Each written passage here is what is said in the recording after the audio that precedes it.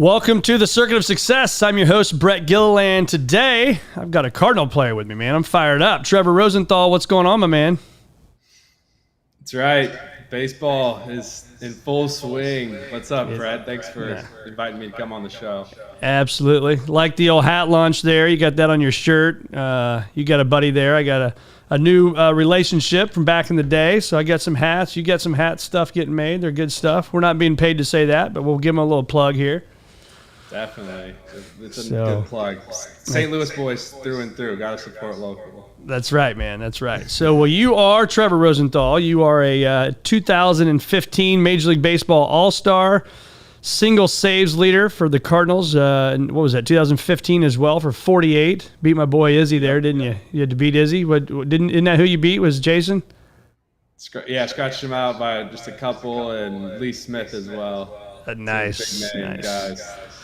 Two big names for the Cardinals. And then, so single saves leader that year. And then 2015, you were the third youngest pitcher with 40-plus saves in back-to-back seasons, man. That was it was awesome. So fun to watch you. But before we dive into it, being from Lee's Summit, Missouri, I got to ask you, were you a Cardinal fan or a Royals fan? I'd say a little bit of both. There was some great players on both teams, certainly Pujols for St. Louis, and pretty cool story, actually being able to watch Carlos Beltran and also Zach Greinke growing up in the St. Louis area. Beltran was a teammate, and that 2015 year, Greinke was an All-Star Game teammate of mine. So pretty surreal experience to have. And now at 33 years old, I have the young bucks coming up to me telling me these same stories, and I realized, man, maybe I shouldn't have mentioned that to Carlos Beltran when he was my team if I didn't make him feel too young.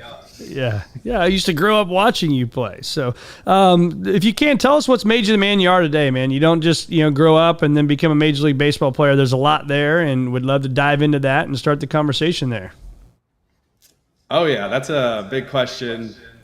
Definitely has could dive in deep, but I think I was fortunate to have great parents first and foremost. I was born in Kearney, Nebraska. My dad owned a restaurant with a business partner in Kearney, and watched him work hard and operate that as a young child from age 1 to 6. And then at 6 years old, my dad was about actually my age now, and he decided to go back to law school. So we moved into the Kansas City, Lee's Summit, Missouri area. He went back, became an attorney, and I think a combination of those two things, one being exposed to the farm life, the constant work ethic that requires, and then seeing my dad put himself through a rigorous course and coursework with education and to change career paths really just rubbed off on me, I think, more than anything. And grew up as a normal kid playing sports, and eventually had the opportunity to become a professional baseball player, and being able to apply that discipline and work ethic that was demonstrated for me as a kid, apply that to the opportunity I had in the game, was very good, and it paid huge dividends, and very thankful for that. Yeah, I think I'm always fascinated, man, by guys like you didn't grow up. I mean, you probably pitched and all that stuff, right, growing up, but I know you went to play junior college baseball, I believe, right? And you were a shortstop. And so, like, how does that conversation go? It's like, hey, you're no longer going to be a shortstop, man. You're moving to a pitcher. Conversation is a tough one, as most pitchers will tell you. No one wants to be just a pitcher only. That's right. It's fun to go up to the plate. It's fun to hit home runs. I mean, chicks dig the long ball, right? Like that's right, what we exactly. Want to do. But at a certain point, you can't hit 95, or you're swinging at the breaking ball in the dirt over and over again. You might have to take advantage of the powerful right arm. Yeah, that's awesome. Because I know it wasn't Jason Mott. Wasn't he a catcher, I think, first? I mean, there's tons of stories. Ankyo, all these guys. It's just amazing to me to get to the level that you guys get to, and it wasn't your main position. It just shows you how athletic you are, and again, the mindset, which we'll talk about. So let's talk about that. So when you're pitching, what's Trevor Rosenthal's mindset on the mound? Yeah, it's evolving. I think at the end of the day, to sum it all up, when you get on the mound, when you get into competition, You have to have some pretty clear and concise thoughts, and it starts with confidence. And without confidence, it's going to be hard to compete or win at any level, especially against the competition who's the best in the world at what they're doing.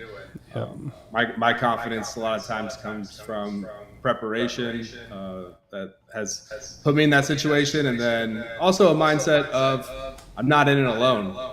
We're fortunate enough to be in a team sport and have a bunch of guys behind me that are supporting me and really trying to give their best, just as I am, to have success on that field. So those two things, being confident in myself and being confident in the team that's behind me, are really the clear thoughts. And then from there, we could go down the list that goes into the preparation of scouting and workouts and sleep, diet, all the contributors that go into that preparation.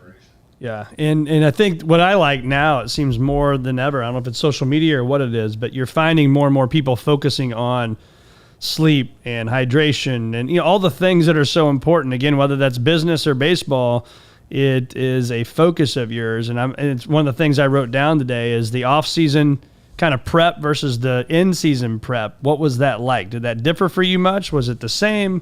What was that like? It is a lot different. I think it goes to different stages almost, where in the off season there's a build up. We're trying to really just prepare our body as much as possible.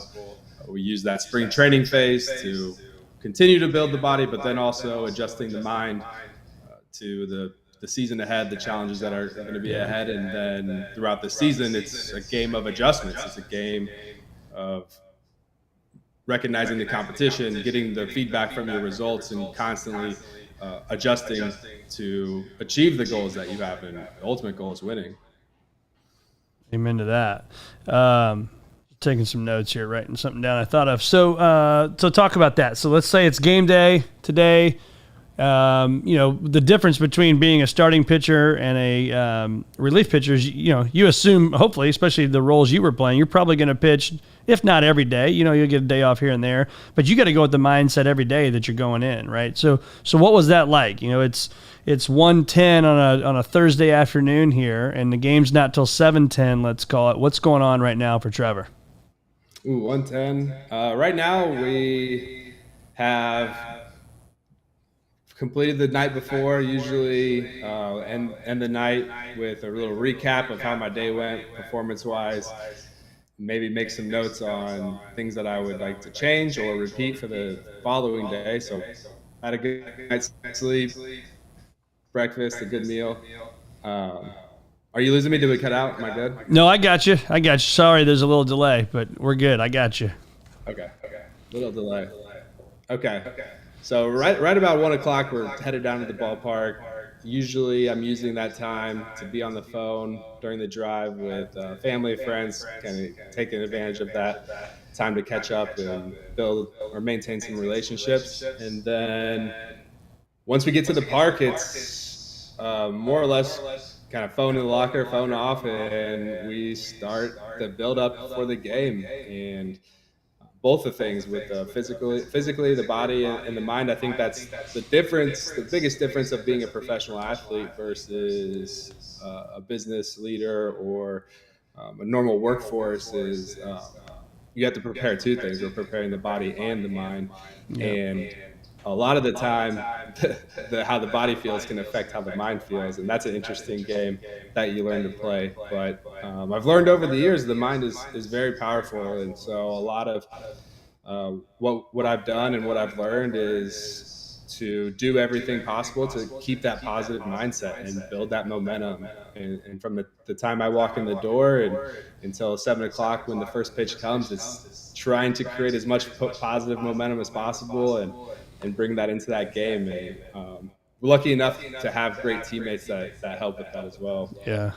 Well, I think it's too, what's different is if I come in and have a bad day at work today, they're not going to write an article about it. It's not going to be all over social media, right? But you give up the old 2-strike, 2-out home run, man. Everybody's going to be talking about it. And what the hell, how's he do this? All this stuff, right? And yeah. How much of that do you control that in your mind? Do you think much about it? How do you get through that?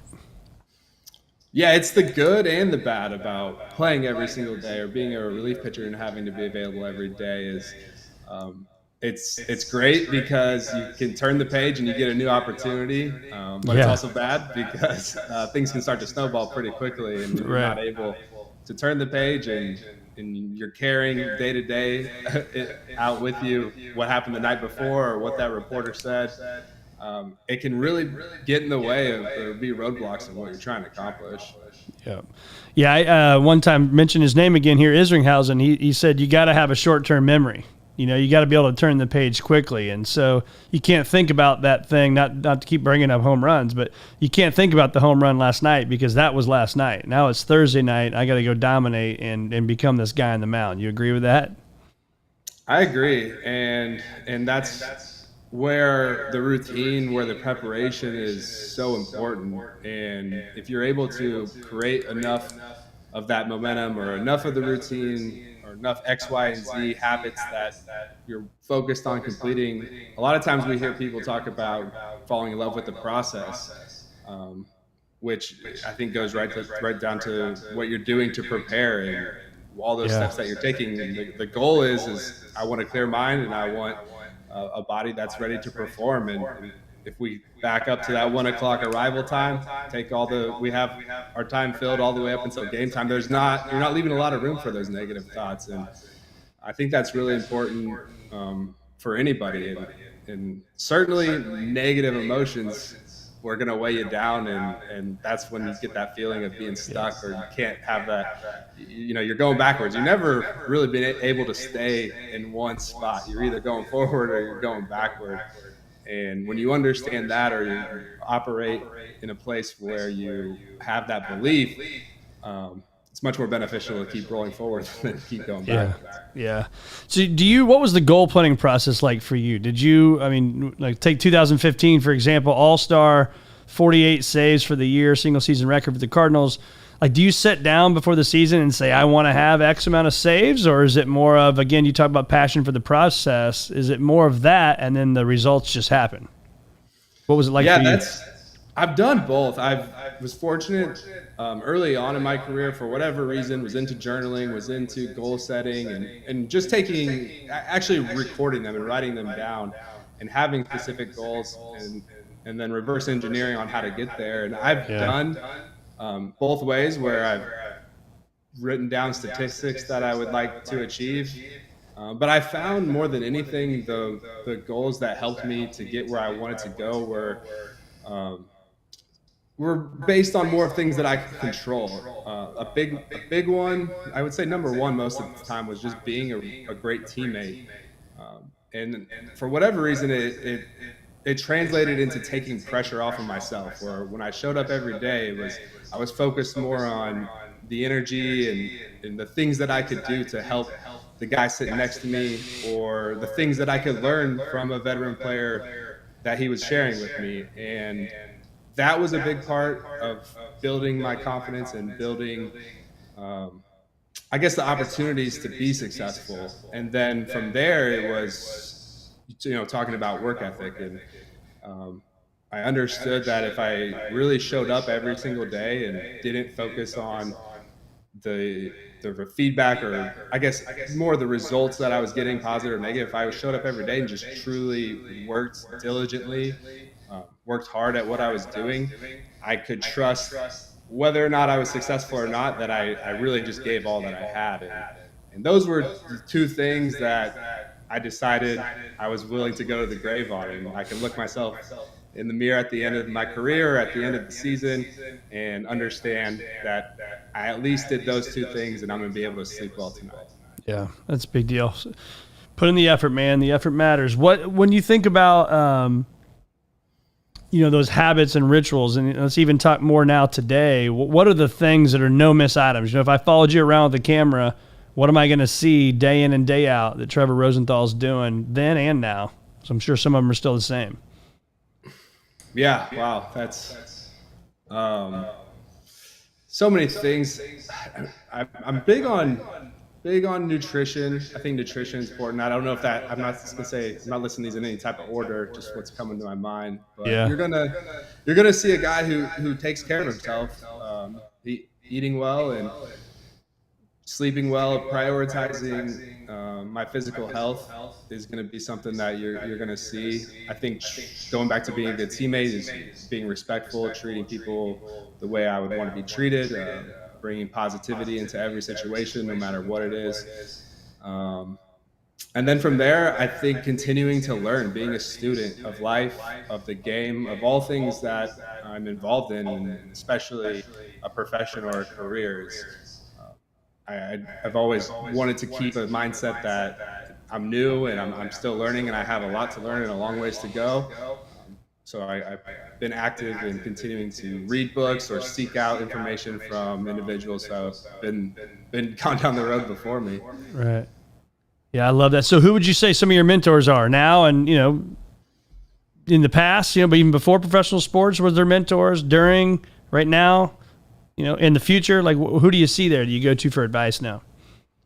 Yeah, I've been so lucky to have so many great mentors. Growing up, there were multiple former professional players, athletes that had bred some of that discipline into my everyday training that I was able to build upon. And then, man, being in an organization like the St. Louis Cardinals, you're just surrounded by just high character individuals, but then you're talking about Jason Isringhausen and these guys who are wearing the red jackets. They do such a good job of keeping them in the organization, keeping them involved, and those guys just want to give back and they want to be a source. And so I'm so thankful for all of them, all of those guys pouring into me. But one guy that has really stood out more than anybody was Matt Holliday. Matt was a teammate of mine for the majority of my time in St. Louis. Him and his wife, Leslie, are amazing people. And he, for whatever reason, went out of his way to take me under his wing and kind of put his arm around me from day one and make sure that at the very minimum he was shining a light on the path for me to follow. And it was up to me to follow or listen, but Matt's had an incredible career and a tremendous impact on and off the field. And, so I'm fortunate that there were guys like that, Matt, and the Cardinals organization, leather jacket wearers, even all the way down to managers that I had in the minor leagues that we'll never really know their names. Those guys really had a strong impact on myself and a lot of my teammates. Yeah. Let's dig more into that Holiday relationship. I mean, we talk about this at work. It's values alignment, right? I mean, I think you guys probably, my experience is, you've always got a smile on your face. He's an uplifting guy. I've been around him a couple of times, and he seems, to be very positive and thinking big and doing the things that you want to do. You get your Christian values together, right? So, I mean, I think the values alignment is what's sticky. Would you agree with that? I would. And it's interesting because we come from very different backgrounds, but we did bond over a lot of things. And I think aside from our faith and just walking in a little bit different way than you might expect from a superstar or a top prospect, walking with a little bit more humbleness and a desire to serve more than you receive. I think we've really bonded over work ethic and discipline, and I think he saw that in me at an early age, and I certainly saw that in his brawny forearms when I first met him. Could break you in half. Oh, he would. It was impressive. I was lucky. We actually were able to train together in the off seasons in St. Louis for multiple years, and man, what a great athlete and specimen of a monster he is. I had a hard time keeping up, but I'm trying to find other ways that I could maybe edge him out. That's right. How cool is that for his son, man, to be the number one pick in the Major League Baseball draft? That's just phenomenal. Yeah, I was thinking about this the other day. Like I said, Matt's been a huge influence, and we actually have the same baseball agent, and we were talking about Matt's involvement in my career and other players' career and how much he's helped out. And really what I was thinking is, Matt, if you listen at the minimum, you just listen to Matt and does what he tells you, you're going to be all right. You're going to, whatever happens, you're going to be okay. He's not going to run you astray. I think a testament to that is nothing better than your own son.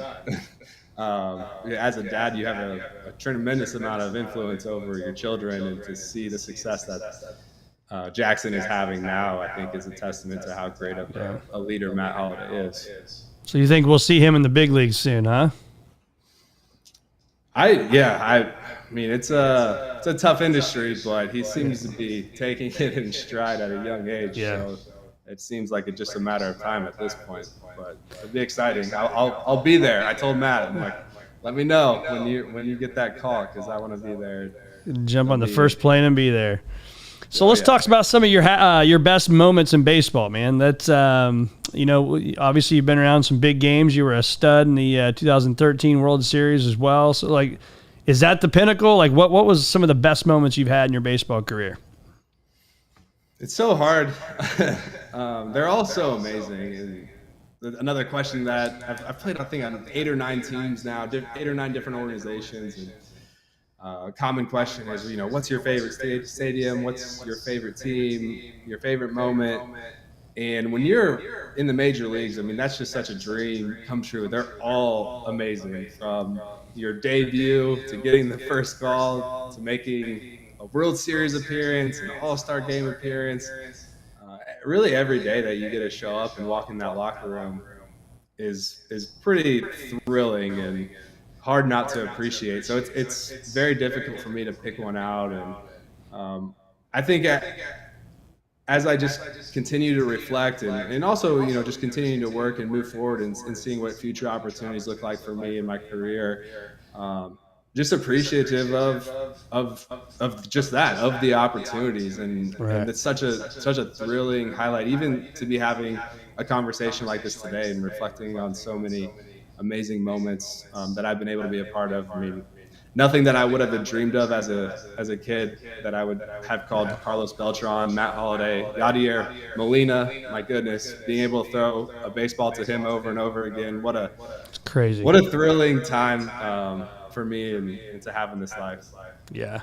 It's funny. I just got out of a business lunch, and somehow the person knew. So Yadi was my neighbor for years. And, I told a funny story. I said, most of the time you go and your kids, they go to birthday parties and they walk out, they got like bubbles and like, gum and some candy and like a nice little bag. My wife always makes these nice bags for kids when they leave, when kids were little. And, it was different at Yadi's house, man. You'd leave the birthday parties and you'd walk out with like an autographed baseball from Yadi or Molina. Or, he was, and during the season, summer league baseball for the kids, it was tough. But off season, during off days, he'd be at the game, and all of a sudden there'd be 200 people watching our little 7-year-olds play baseball together. But you watch a guy like that, man, and it's incredible to see, even when he was out with little kids, on what he was teaching them. And so I tell those stories because he's an amazing guy. But what was it like when you're pitching to Yadi or Molina?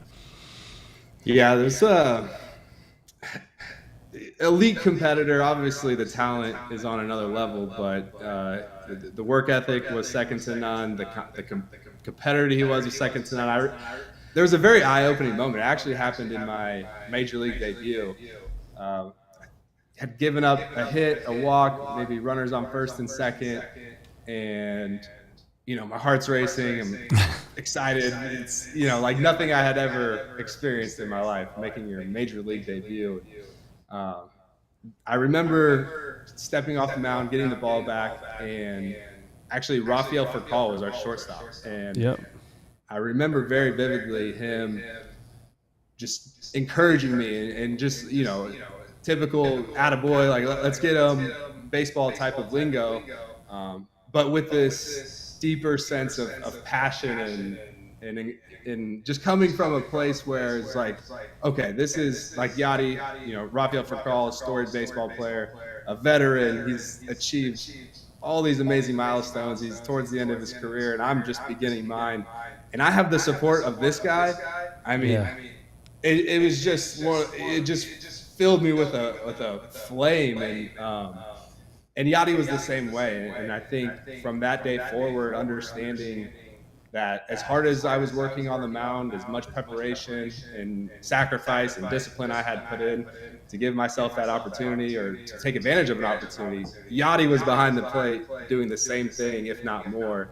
wanting the same amount or if not more success for me. And Yeah. man, what a teammate to have. Did you ever shake him off? It's so funny. He's so short answer, yes. Long answer, I don't know if this has been documented. I'm sure it has, but Yadi had this on a couple occasions, depending on how the game was going. Usually, if it was lopsided and things weren't going well. But if I've seen him do this multiple times, once to me, but if you shook him off too many times, he wouldn't give you a pitch sign. He would just give you like just throw it, just whatever you want. Oh, wow.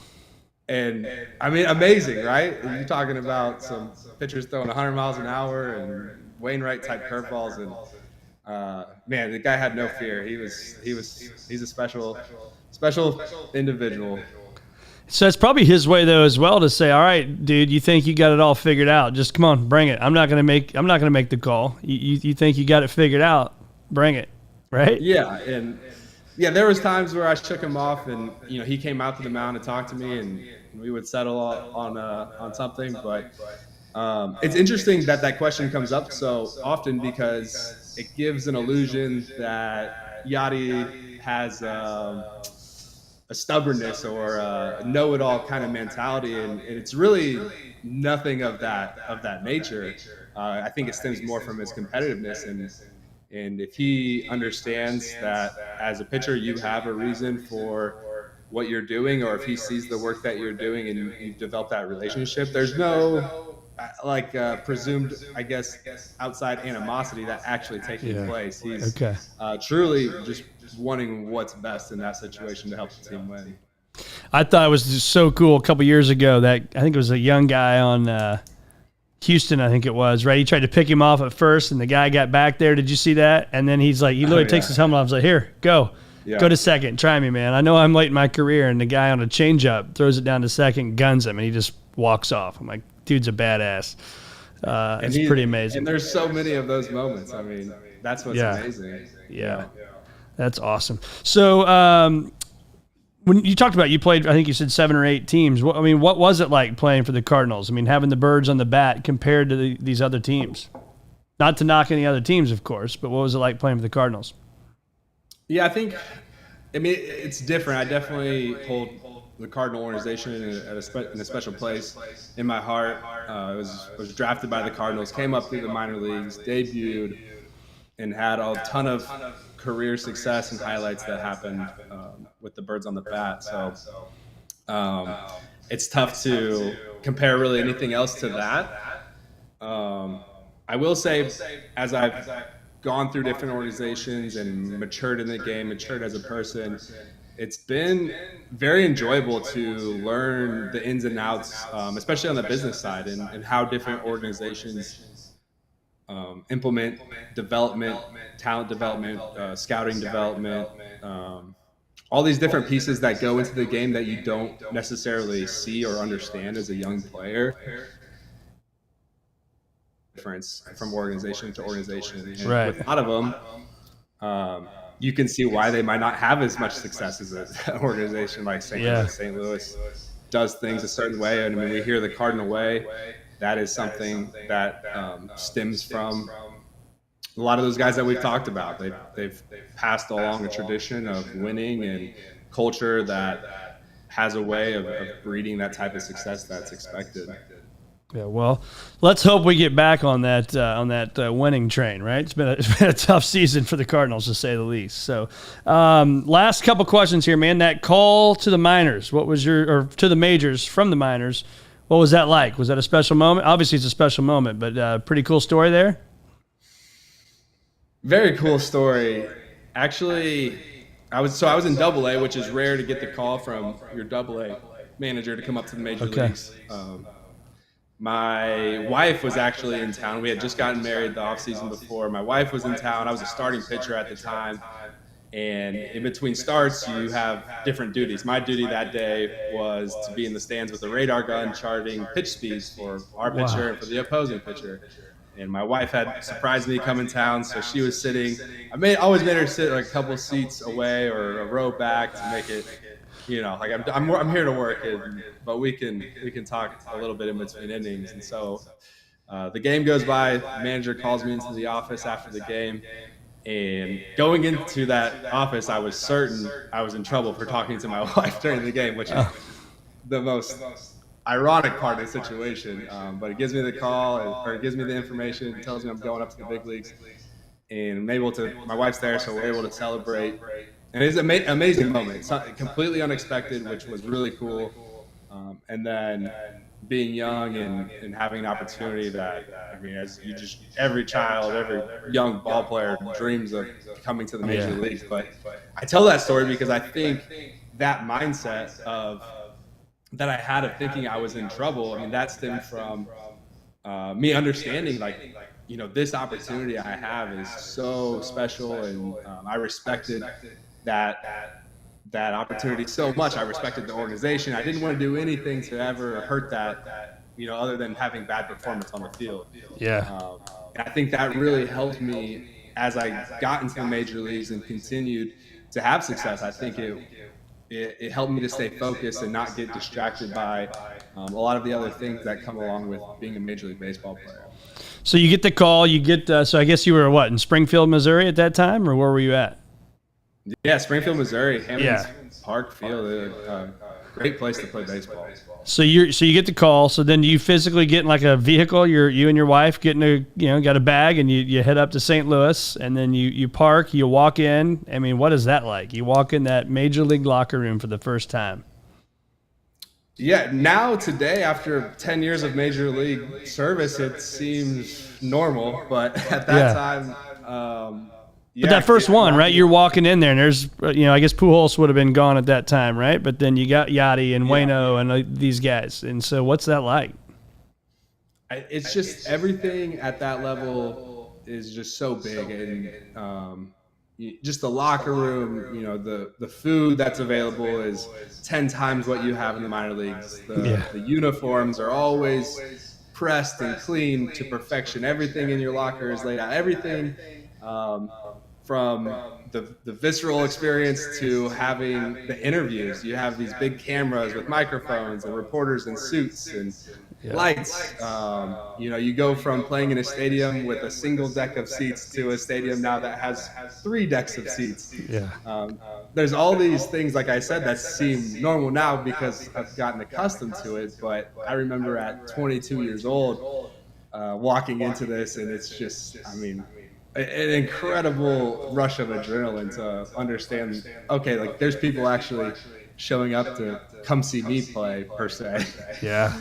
Well, and also too, you got to think. I'm in the money business, so you got to think that first time you look at your your checking account after probably playing baseball for a month versus the minor league AA, what you get paid. It's like, holy crap! Like this is the real deal. That was a cool experience too that I kind of forget about, but. Because I was drafted 21st round, didn't have a big signing bonus, so I'd never really seen commas in a check before. And when you get called up and you sign your major league contract that they're selecting, there's I guess all the legal that goes into that, but it actually took place just in the equipment room, in the laundry room next to the dryer with the traveling secretary. But I remember looking down and seeing the amount that I was going to be paid and thinking, oh, like, I'm good. Like, I made it. Like, never got to marry again. This is crazy. Yeah. That's awesome. Yeah, now get the pension, the 10 years, all that stuff. It's beautiful, man. Congrats. So what's the focus, man? What's the next 5 years hold for you? That's so going through a rehab right now of Tommy John actually hurt my elbow the first game of this season with Detroit.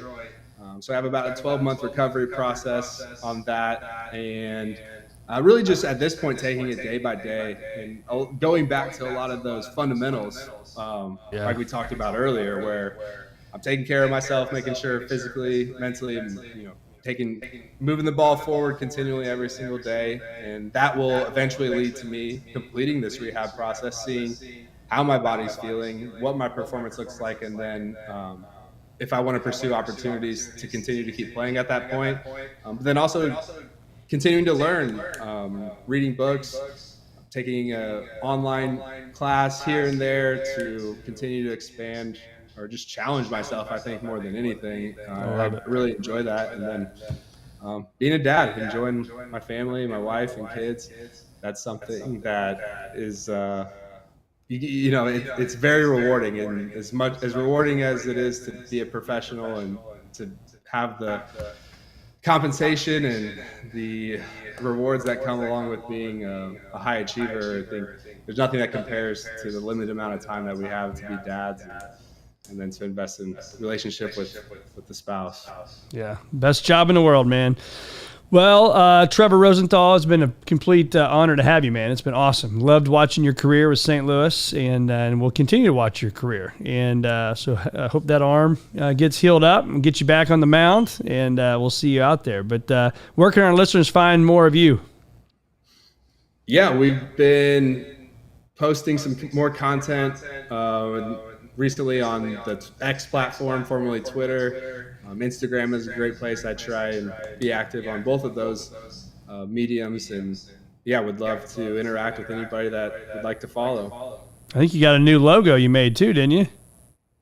Yeah, the boys at Hat Launch, again, shameless plug, but they helped me out putting together a logo, and I've been sporting it recently. I've actually had a lot of really cool feedback and people who are friends and family that would like to be involved with that. So maybe there's something there. Maybe there's a business in the future.